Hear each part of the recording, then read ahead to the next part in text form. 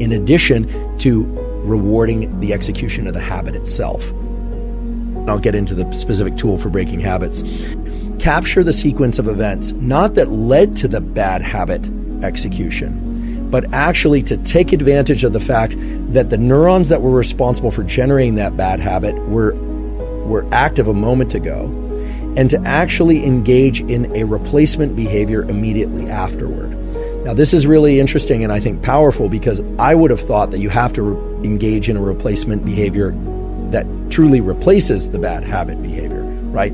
That you would have to be able to identify your state of mind or the sequence of events leading into the bad habit, but rather the stage or the period immediately after the bad habit execution is a unique opportunity to insert a different type of what we would call adaptive behavior, but that could be any behavior that's not in line with the bad behavior. So let's give it an example. Let's say you find yourself, you're trying to do focused work, you pick up your phone, you're disappointing yourself for picking up your phone. You could, of course, just put it down and re-engage in the work behavior. But if you were good at that, then you probably wouldn't have done it in the first place.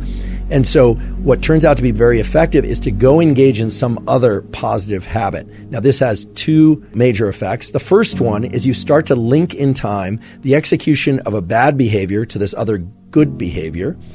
And in doing so, you start to recruit other neural circuits, other neurons that can start to somewhat dismantle the sequence of firing associated with the bad behavior. In other words, you start to create a kind of a double habit that starts with a bad habit and then ends with a good habit.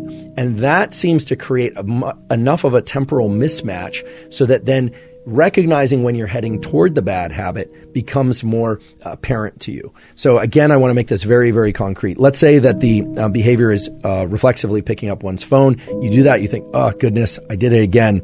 Here's what I'm going to do. You would set that down and then you would engage in some other positive behavior that you've deemed positive. And here it's very subjective, so it's hard for me to give an example that will necessarily make sense to everybody.